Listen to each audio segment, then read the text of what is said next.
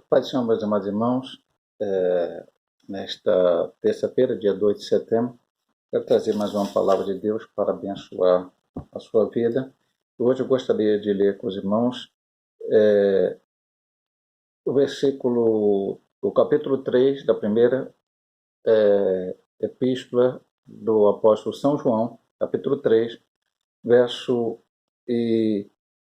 1, 2 e 3. Vede com grande caridade nos tem concedido o Pai, que fôssemos chamados filhos de Deus. Por isso o mundo não nos conhece, porque não conhece a Ele. Amados, agora somos filhos de Deus e ainda não é manifestado o que havemos de ser. Mas sabemos que quando Ele se manifestar, seremos semelhantes a Ele, porque assim como é, o veremos. E qualquer que nele tem esta esperança, purifica-se a si mesmo, como também Ele é puro. Que texto maravilhoso, que palavra maravilhosa, que nos faz meditar. O ponto principal que queremos falar na reflexão de hoje é a parte inicial do versículo 1 desse capítulo 3. Vede com grande caridade, e algumas traduções com grande amor, nos tem concedido o Pai, que fôssemos chamados filhos de Deus. Então é um alto privilégio, é algo que a gente não tem ideia real do que realmente significa sermos chamados filhos de Deus. Algumas religiões dizem que todos somos filhos de Deus. Nós cremos diferente. Todos nós somos criaturas de Deus. Todos nós fomos criados pelo mesmo Deus. Alguns da parte científica, vamos dizer assim, que acham que o homem veio de um chamado Big Bang, que átomos, partículas, houve explosão, e aí surgiu tudo que a gente entende, e aí também, consequentemente, até mesmo o ser humano. Outros, também da parte científica, acham que é da evolução. Começou lá um micro-organismo, sei lá como é que eles vão chamar lá, e foi mudando, modificando, vamos dizer assim, né? E evoluindo, né, como eles dizem, da melhor maneira, até chegar ao que temos hoje e ao ser humano. Nós somos criacionistas. O que é o criacionismo, pastor? Nós acreditamos, primeiramente, que existe uma causa maior que fez tudo isso. E essa causa maior é Deus. Um Deus criador, um Deus excelso, um Deus poderoso, um Deus que verdadeiramente ama. E Ele criou tudo que nós vemos, inclusive o ser humano. E Ele criou não toda a humanidade de uma vez. A Bíblia relata, nós cremos na Bíblia Sagrada, acreditamos que ela é inspirada a palavra de Deus. Deus criou o homem, em primeiro lugar, e deu o nome a ele de Adão. E depois olhou em toda a criação e não viu ninguém que fosse igual a ele, que pudesse fazer companhia a ele. Então Deus fez que Adão tivesse um sono profundo, tirou uma costela de Adão e dele fez a mulher e chamou ela Eva. E aí deu a ele e disse, como dela foi tirada, será chamada varoa. Então, ali estava o primeiro casal. Cremos também que o primeiro casal, dessa maneira nós cremos, tinham um relacionamento normal de homem e mulher, mas não tinham a maldade, tudo isso que temos hoje, em relação a tudo que se fala na parte sexual, vamos dizer. Depois veio o pecado, e aí eles descobriram que estava nu e o pecado entrou no mundo, e aí todas as mazelas veio acontecer à humanidade. Por isso, todos somos criaturas de Deus e todos, materialmente falando, somos descendentes de Adão e Eva. Todos nós viemos desse mesmo tronco, Adão e Eva. Então, o que Deus fala? O que Deus fez, melhor dizendo, e depois o que Ele fala na sua palavra? Deus, então, colocou em prática o seu plano de salvação para fazer com que este homem, criado à sua imagem e semelhança, que perdeu essa imagem e semelhança por causa do pecado, pudesse retomá-la através de, novamente, poder ser chamado filho de Deus. João capítulo 1, verso 1 ao 2, diz assim: veio para o que era seus, e os seus não o receberam, mas todos quanto o receberam, deu-lhes o poder de serem feitos filhos de Deus, a saber, os que creem no seu nome. Então, filhos de Deus são aqueles que creem no Verbo divino, no Salvador, que veio trazer a salvação e a vida eterna para a humanidade. E nós somos, então, Jesus é o Filho unigênito de Deus, segunda pessoa da Trindade. E nós somos adotados, como a Bíblia fala, e vamos falar isso aqui, dizendo com algumas coisas, alguns pontos, que ser filho de Deus traz esse privilégio para nós. O primeiro ponto é ser filho de Deus é o privilégio mais sublime da nossa salvação. Veja bem, meu amado irmão, vamos falar um pouco sobre salvação aqui. Como aceita Jesus? Pastor, como é que o senhor crê em salvação? Como é que a igreja metodista pentecostal crê na salvação? Nós somos do ramo arminiano, falando-se da certeza da salvação. O arminianismo não é a doutrina da salvação, é a doutrina da certeza da salvação. Temos a doutrina arminiana e a doutrina calvinista, basicamente, essas duas, então, a qual falam sobre a certeza da salvação. Ambas creem que a salvação é por Cristo, aceitar a Cristo, entregar a sua vida a Cristo. A certeza da salvação, ou seja, se eu já sou salvo, estou marcado, então, essa é outra situação.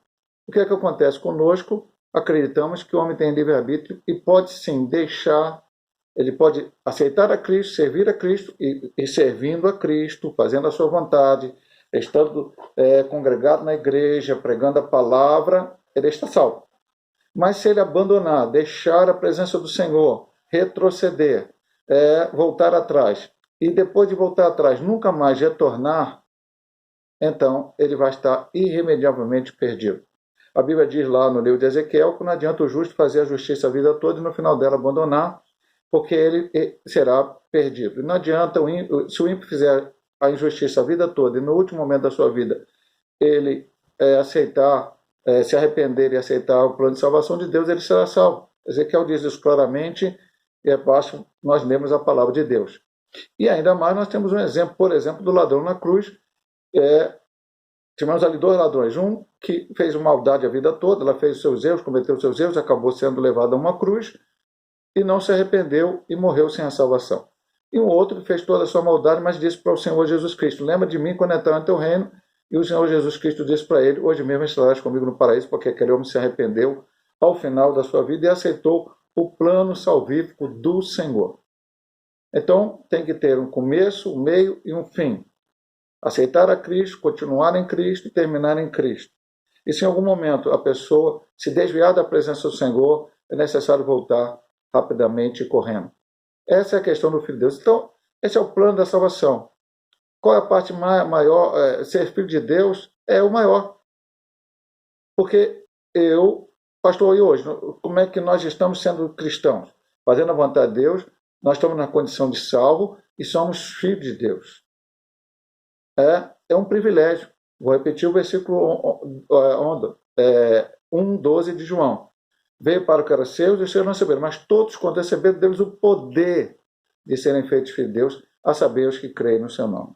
A segunda coisa que ele fala aqui é ser filho de Deus é a base da nossa fé e confiança em Deus, da nossa esperança da glória futura. Sim, meu amado irmão, porque ser filho de Deus não está agregado, não está linkado, não está atrelado a esta vida diretamente. Aqui eu tenho que atuar como filho de Deus, o reino de Deus está dentro de nós, eu tenho que atuar como filho de Deus, lendo a palavra, orando, buscando a presença do Senhor, congregando na igreja, pregando o evangelho, louvando a Deus. Estou assim trabalhando como um filho de Deus, como normalmente um filho faria para o seu pai. Num relacionamento normal entre pai e filho, o filho vai cuidar do pai, o filho vai cuidar dos interesses do pai. Lembra que Jesus Cristo, quando estava aqui na terra, ainda com 12 anos de idade, seus pais vieram a Jerusalém para a festa e quando foram embora pensaram que Jesus já estava no meio dos parentes, mas Jesus não estava. E depois de um dia de viagem de volta, eles viram que Jesus não estava, então voltaram e encontraram Jesus no templo conversando com os doutores da lei. E aí a Maria fala para Jesus, olha, você deixou teu pai a mim preocupado. Ele falou, tem que tratar das coisas do meu pai. Isso é um exemplo para nós. Ah, pastor, então não vou fazer mais nenhuma atividade, eu vou só cuidar de fazer as coisas. Deus não, meu amado irmão. Nós vamos ter as nossas atividades normais. Que temos que ter no dia a dia, cotidiano, vamos trabalhar, vamos estudar, vamos nos casar, vamos ter filhos, enfim, tudo aquilo que cotidianamente o ser humano faz. Mas como filho de Deus, eu também tenho que fazer a parte para com meu Pai, Pai Celestial, que deixou os mandamentos para mim. No outro dia eu falei aqui, aos mandamentos, né, como diz o povo de hoje, né, do século XXI, proativo. Ou seja, eu tenho que fazer. Tem coisas que eu faço para agradar a Deus, e tem coisas que eu deixo de fazer também para agradar a Deus, sendo um filho. Um filho quer agradar o pai, seu objetivo é agradar o pai, seu objetivo é fazer o seu pai feliz. Nós, como filhos de Deus, temos esse privilégio de sermos chamados, estamos aqui para fazer a vontade do Senhor, para cumprir o seu querer, para cumprir o seu ide, de pregar a palavra, de ensinar as nações, de levar este evangelho do reino até onde o Senhor quer que nós passamos. E ainda mais, ele diz, a outra parte, neste ponto aqui, é da nossa esperança da glória futura. Vou repetir para os irmãos, no outro dia eu li literalmente aqui numa reflexão, 1 Coríntios capítulo 15. Se esperamos em Cristo só nesta vida, somos os mais infelizes do homem. Porque a nossa esperança não está aqui, meu amado irmão. Aqui nós vamos realizar muitas coisas. Podemos pregar a palavra, muitas pessoas aceitaram a Cristo, louvado seja o nome do Senhor. Podemos, enfim, fazer tudo que fazemos secularmente ou espiritualmente. Mas a nossa esperança não está aqui. A nossa esperança está na vida do porvir. Nossa esperança está na volta de Cristo para arrebatar a sua igreja e vamos viver para sempre com Ele. Daqui a pouco nós vamos falar de outra situação de ser filho de Deus que vai tocar bem diretamente nesse ponto. Se eu ficar só preocupado aqui nesta terra, e muita gente hoje, no século XXI, inclusive dentro da igreja, está mais preocupado com as coisas ligadas a esta terra. Não, nós temos que estar preocupados com as coisas ligadas ao céu. Paulo disse, buscar as coisas que são de cima e não as que são da terra. O Senhor disse, buscai o reino de Deus em primeiro lugar e as outras coisas vos serão acrescentadas. E assim vai por diante todos os ensinamentos bíblicos, tanto aqueles que estão no Evangelho, como nas cartas paulinas, nas outras cartas e até no Apocalipse, nos apontam para fazer a vontade de Deus. Se vamos olhar até no Antigo Testamento, muitos homens abdicaram de tudo para apenas fazer a vontade de Deus. Abraão saiu do meio da tua terra, da tua parentela, foi para o lugar que Deus mostrou que ele tinha que ir. E assim tantos e tantos e tantos e tantos outros homens de Deus. Na carta aos Hebreus, capítulo 11, Herói da Fé, a Bíblia chega a dizer que aqueles homens poderiam voltar, deixaram suas pátrias, seus lugares, podiam voltar para a pátria que eles tinham antigamente, mas eles não quiseram, porque eles ansiavam algo melhor e maior. E nós também. Eles não conseguiram chegar lá, assim, no sentido de ver o Cristo, ou de conviver com o Cristo. Nós já temos, em um outro momento, uma outra perspectiva, porque o Cristo já veio, ele já morreu na cruz do Calvário, e subiu ao céu, enviou o Consolador, o Espírito Santo, que está ao nosso lado. Então, nós estamos caminhando para chegar lá, para ver Abraão, Isaac, Jacó, José, Davi, Paulo, Pedro, João e todos aqueles que morreram em Cristo e hoje estão na presença do Senhor e gozar a eternidade ao seu lado. Terceiro ponto diz, Deus quer que nos tornemos cada vez mais conscientes, mediante o Espírito Santo, o Espírito da adoção. Isso aqui é muito importante, irmão, de que somos filhos. O Espírito fala, Abba, Pai, e produz o desejo de sermos guiados pelo Espírito. Abba, Pai é papai. Falamos no ponto 1 aqui e vamos repetir. Nós falamos em agradar ao Pai. O filho quer agradar ao Pai. E o filho tem que ter consciência. O Espírito produz nossa consciência. Dentro de nós, está lá em Romanos capítulo 8. O Espírito dentro de nós testifica conosco que somos filhos de Deus. O Espírito Santo testifica dentro do nosso coração que somos filhos de Deus. Não é a testificação do homem. Não é o tapinha nas costas. Não é o elogio rasgado de alguém. Não são, como hoje na igreja brasileira, muitas vezes a produção de fã-clubes para alguém. que é cristão que está apenas fazendo a obra de Deus. Não, é o Espírito Santo dentro do nosso coração, dentro da nossa alma, que vai testificar conosco que somos filhos de Deus. E o Senhor quer que a gente tenha consciência cada vez maior sobre isto. E mais do que isso, meu amado irmão, mais do que apenas ser um privilégio, e é um privilégio, como o texto até diz, grande caridade, sermos chamados filhos de Deus, mas mais do que isso, é uma grande responsabilidade. Às vezes a gente vê alguns filmes aí, né, onde tem reis, rainhas e os seus respectivos filhos, e vemos ali que no modo humano é uma grande responsabilidade, porque aquele príncipe, que é o filho do rei, depois vai ter que assumir e vai ter que fazer alguma coisa. Nós não vamos assumir nada porque o rei é eterno. Mas ele nos deu o privilégio, a Bíblia diz claramente, se sofrermos com Cristo, com ele reinaremos. O Senhor vai reinar e nós vamos reinar com ele. Ele é soberano hoje e será soberano sempre. E nós temos que estar prontos a entender, a compreender e aceitar a sua palavra. Apocalipse, capítulo 1, versículo 3, diz: bem-aventurado que lê, o que ouve e o que guarda as palavras da profecia deste livro. Nós cristãos temos que estar sempre prontos a ler esta palavra, obedecer esta palavra, colocar em prática esta palavra. A gente não pode ficar olhando para a vida de outro. Eu não fiz isso aqui como deveria fazer porque Joãozinho não está fazendo, porque Pedrinho não está fazendo. Meu amado irmão, a Bíblia diz claramente: eu tenho que olhar para o autor e consumador da minha fé, o Senhor Jesus Cristo. Ele é que verdadeiramente, louvado seja o nome do Senhor, é que é o meu exemplo para seguir e fazer a sua vontade. E o último ponto, nós estamos falando apenas da parte A do versículo, nós vamos falar do versículo 2 e versículo 3. Sermos filhos de Deus é a base da nossa disciplina pelo Pai, a razão de viver para agradar a Deus. E o alvo final de Deus a nos tornar seu filho é salvar-nos para sempre e nos conformar à imagem de seu filho. Então, é a nossa disciplina pelo Pai, vivemos para agradar a Deus. Não devo viver mais para agradar a mim mesmo. Não é a minha vontade que precisa ser feita. Certa vez os discípulos perguntaram ao Senhor Jesus, falaram assim: olha, outros mestres aí têm ensinado aos seus seguidores a orar. Nós também queríamos que o Senhor nos ensinasse a orar. E Jesus lhes deu um modelo de oração que temos que falar, antes de falar sobre o que vamos falar sobre dentro do modelo, que não é para ficar repetindo. Não é para você chegar e ficar agora. Para Deus me abençoar, eu tenho que chegar: Pai nosso que é no céu, santificado seja o nome, venha no teu reino, seja feita a tua vontade. Pai nosso que é no céu, santificado seja o nome, Pai nosso que é no céu. Não, isso não vai resolver nada. Isso não vai mudar a tua vida. Porque é apenas um modelo. Esse modelo, nós vamos orar com o nosso coração aberto. Mas tem que ter cada coisa daquela do modelo. Eu não vou ficar falando aqui do Pai Nosso, outra hora eu até prego sobre o Pai Nosso, mas Pai Nosso Pai Nosso que está no céu, santificado seja o seu nome. Ou seja, temos que começar a nossa oração sempre exaltando a Deus. Venha a nós o teu reino, seja feita a tua vontade, assim na terra como no céu, que esta é a parte que queremos comentar aqui agora.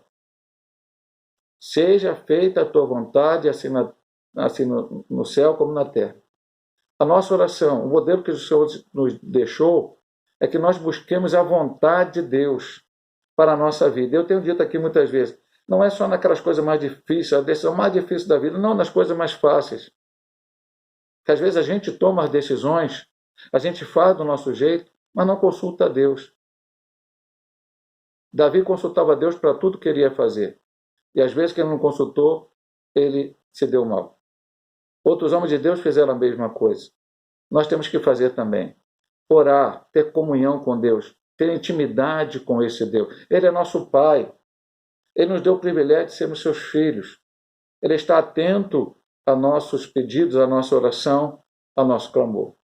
E aí ele fala no versículo 2 algo tremendo, é um texto bastante conhecido, bastante falado, que diz assim: amados, agora somos filhos de Deus. Ou seja, nesse momento, como salvos, remidos, lavados no sangue do Cordeiro, aqui na terra, servindo ao Senhor. E ainda não é manifesto o que havemos de ser, mas sabemos que quando ele se manifestar, seremos semelhantes a ele, porque assim como é, o veremos. Porque aqui a gente ainda está num corpo sujeito ao pecado. Mesmo assim, nós somos filhos de Deus. Se permanecemos, se começarmos, continuamos e até o final. Mateus 24, 13. Aquele que permanecer até o fim será salvo. Eu tenho que, no dia do arrebatamento da igreja, ou no dia da minha morte, estar com minha vida escondida em Deus, ter o penhor da salvação, que é o Espírito Santo na minha vida. Então, somos filhos de Deus. Mas algo maior ainda o Senhor tem para manifestar, que é, nós temos um corpo glorioso que vamos receber no dia do arrebatamento da igreja. Já pregamos aqui, lá em Tessalonicenses, vamos repetir apenas 1 Tessalonicenses 4, vamos repetir alguma coisa rapidamente. Os que estiverem mortos vão primeiro ressuscitar em corpo glorioso. Os que estiverem vivos no dia da volta de Cristo terão seu corpo transformado e todos nós subiremos à presença do Senhor para o tribunal de Cristo, o tribunal das obras, e depois para as bodas do Cordeiro. Então, até agora não é manifestado, mas como ele é, nós o veremos. Por quê, meu pai? Até hoje ninguém chegou e viu a face de Deus. Porque todo homem tem a sua limitação por causa do corpo pecaminoso. Mas nós vamos estar lá.